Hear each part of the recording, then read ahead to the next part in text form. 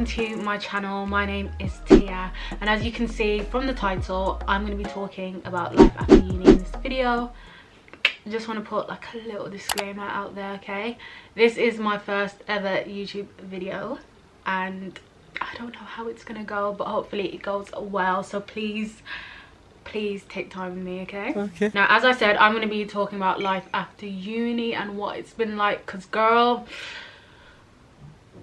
it's been a lot. Okay, so just for like context and background, I graduated uni in 2018, so it's just been over 2 years since I graduated. So after graduating, my plan was to do a master's in mobile platform journalism. That was my plan because I wanted to get into like television and like journalism. I thought I did anyway. I wasn't too sure because a lot of the time when you're in uni, when you're a young adult, you don't know what you want to do with your life, and I was just one of those people. So I thought doing a master's will make me more employable. Even though I didn't want to become a journalist, I thought I could use my journalism skills to jump into the career I eventually wanted to do. So that's why I was going to do a master's. So I went through basically all of third year thinking, yeah, I'm going to do a master's, I'm going to do a master's, I'm going to do a master's. And so whilst everyone else was applying for jobs in like April, May and June, I wasn't, because I was like, I'm going to do masters, I'm going to do masters.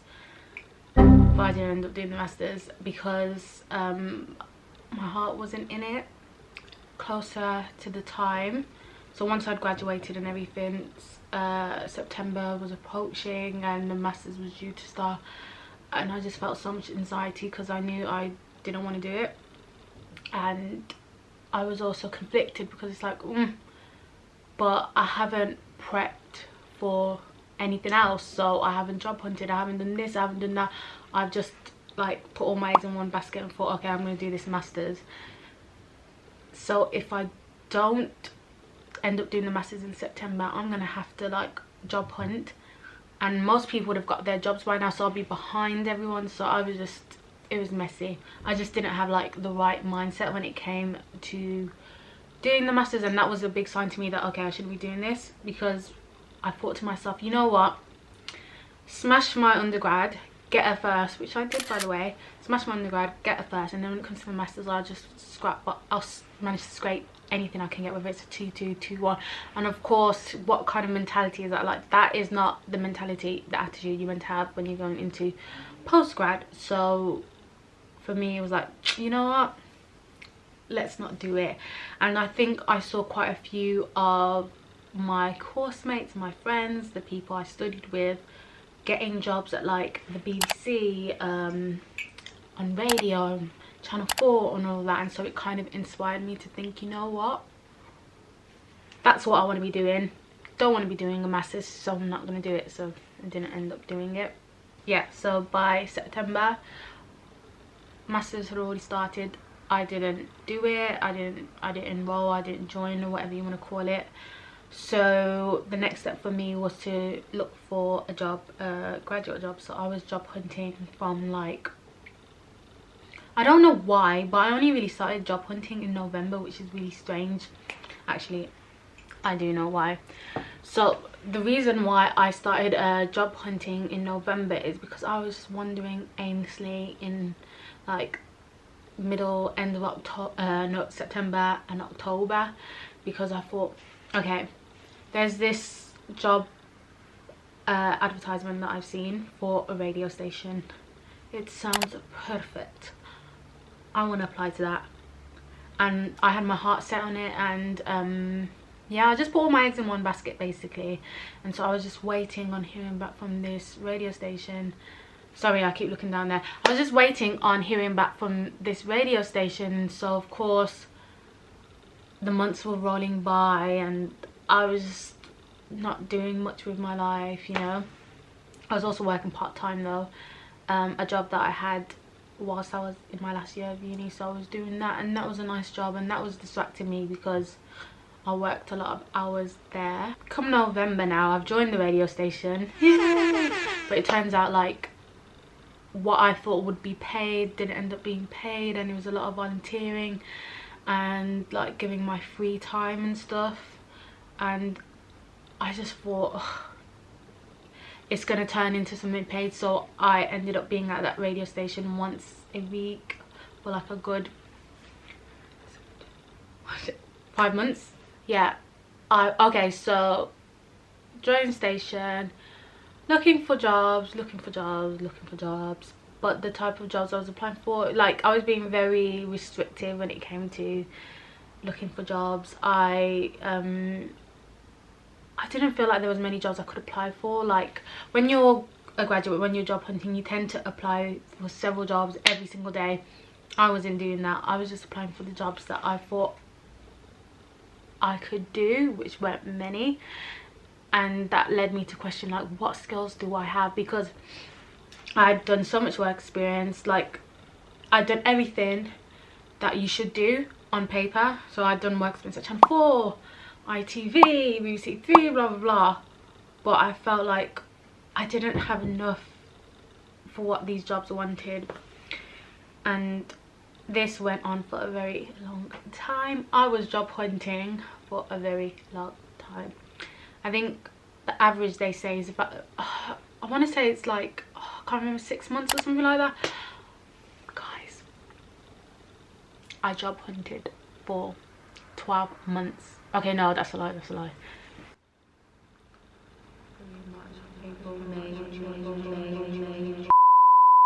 8 months. That's still a long time. Anyway, I'm jumping. But yeah, I was job hunting. I wasn't applying for many jobs, and for such a long time I just felt like purposeless, like I had no purpose. I did feel a bit down. I didn't have post-grad depression, thankfully, but I did feel down. And it was like, I don't get what's going on, because as I said, I've done everything right on paper. I've done work experience what I needed to. I'm not being funny, but I smashed my degree, okay? Like, I did really well at uni. I did everything right on paper, yet here I am, jobless. And so many people, which is amazing, so many people that I went to uni with, so many people on my course got jobs in the industry. And the industry is really difficult. The media industry is really difficult. So seeing so many of my course mates and my friends and my peers with jobs, it made me think, I wasn't jealous, I was actually really inspired, but it made me think, if they can get it, then surely I can. Like, I'm not being funny, but surely I can. But as I said, I was just job hunting and wandering around aimlessly. I wasn't getting anywhere, really. It didn't feel like I was getting anywhere. I was applying for entry-level roles, I was applying for this, applying for that, hearing nothing, getting nothing. I barely even got any interviews, to be honest with you. I applied for internships, applied for everything. I didn't even get any interviews. To rewind it a bit, I was at the radio station 5 months up until April, because basically in April I started interning at an entertainment magazine called, I'm not going to say what it's called actually. I don't know why I'm not going to say what it's called, but I started interning at a magazine a couple days a week. And so I left the radio station because I just, convenience and, you know, the cost of going back and forth, it just was a lot. So I left, and I interned at the magazine for about 3-4 months. It felt like so much longer though, so much longer.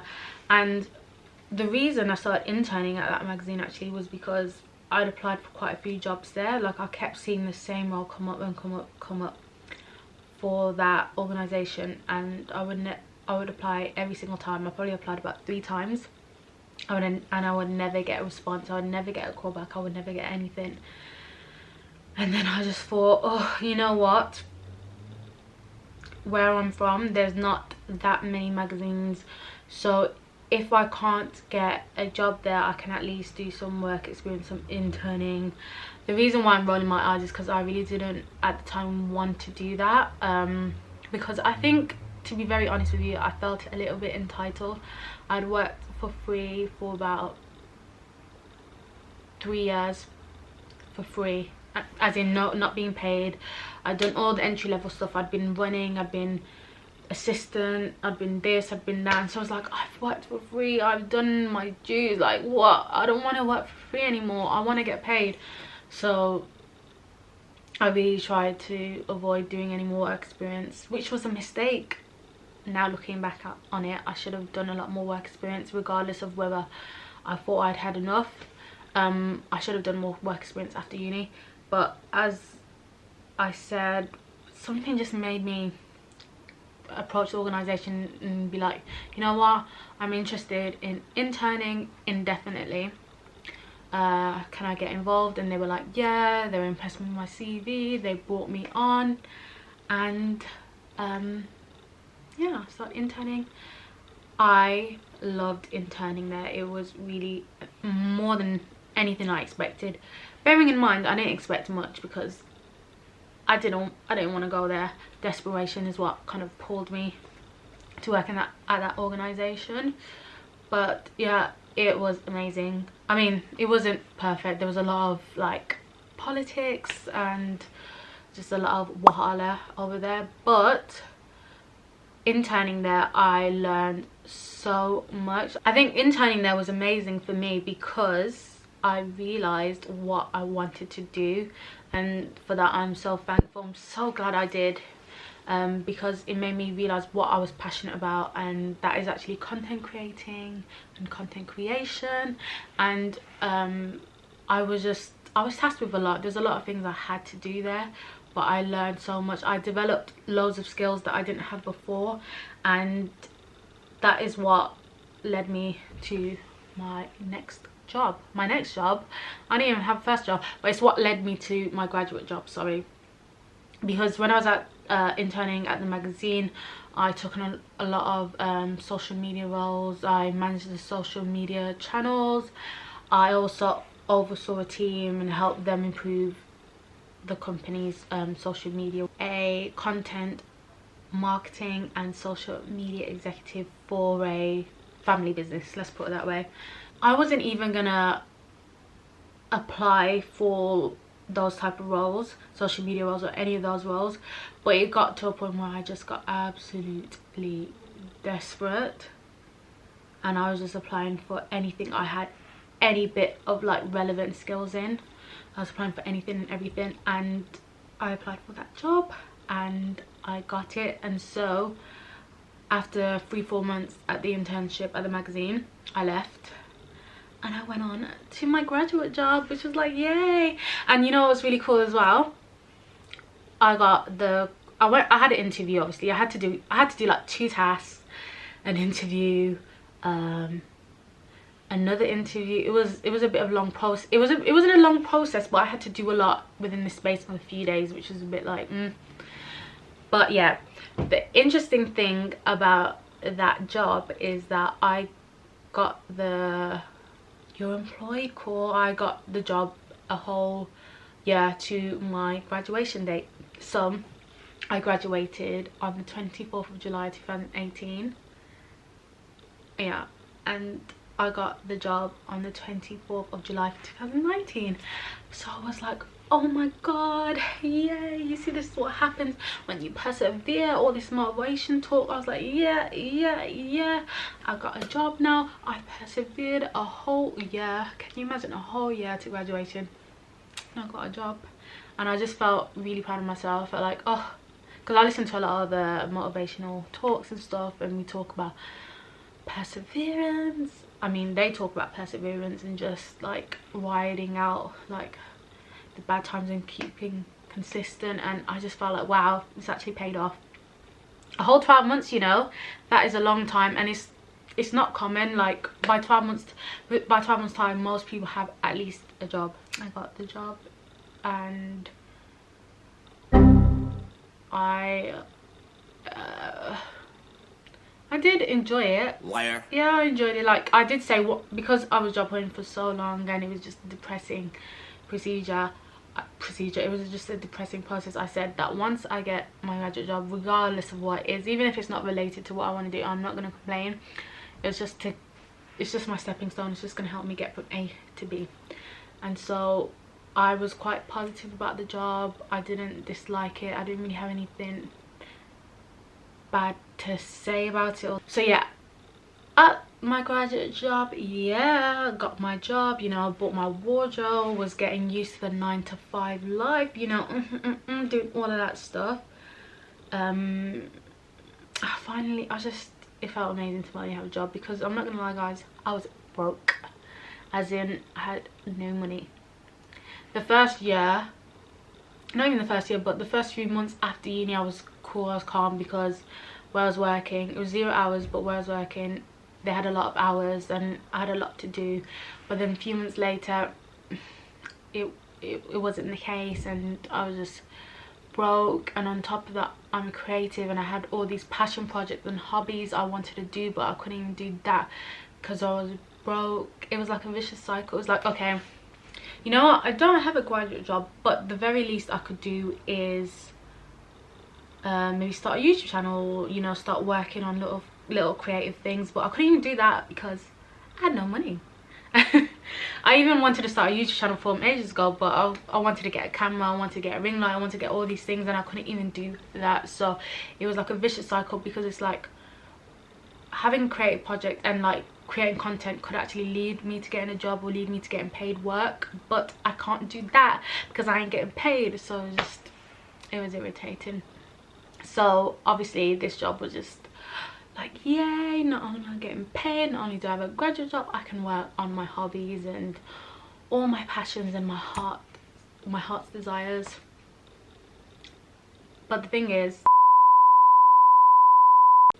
yeah, anyway, so I got the job, started working there. It was, yeah, it was good, it was alright, it wasn't too bad. My manager, my line manager, she was really lovely. I got along really well with her. I shared an office with her. We connected. She was really lovely.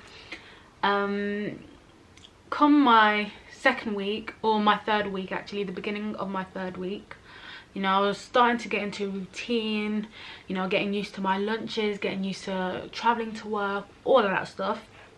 So I am on my lunch break as usual. I go to Sainsbury's, which is by our building, whatever. I get my lunch. I also get like food for the rest of the week, because I thought, why not? So you know what, I spent a bit of coin.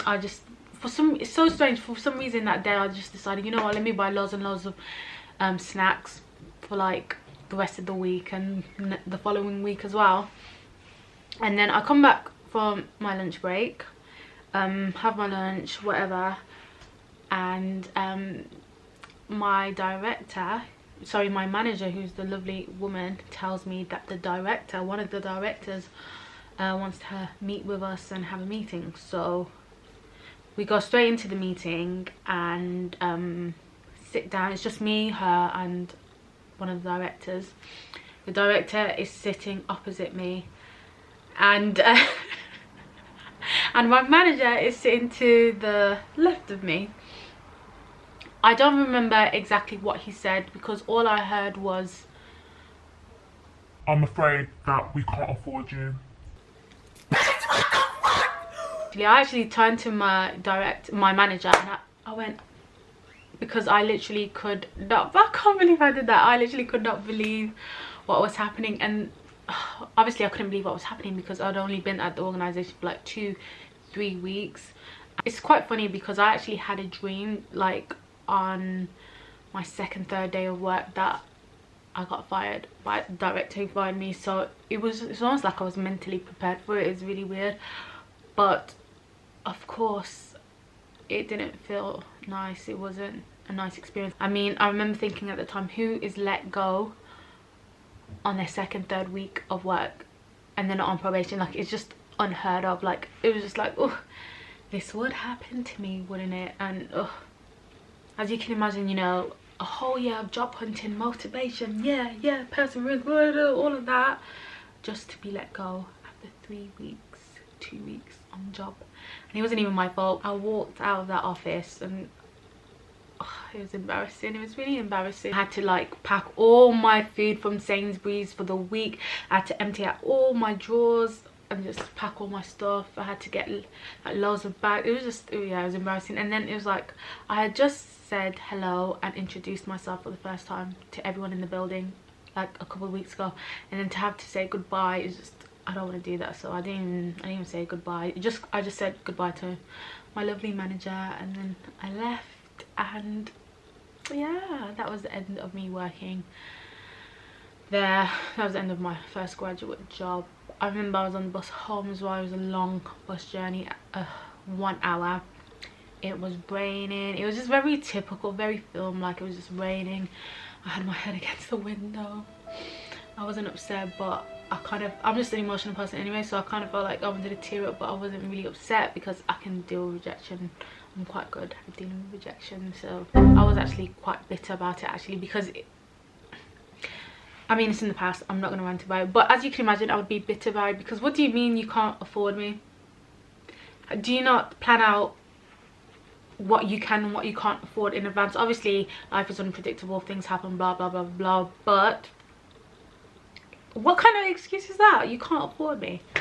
Anyway, back to being kind of unemployed. I wasn't fully unemployed because I didn't leave my 0-hour contract job, because I don't know, I just had a feeling. It's so weird. I just had a feeling like, don't leave it, don't leave it, don't leave it, don't leave it, and I didn't.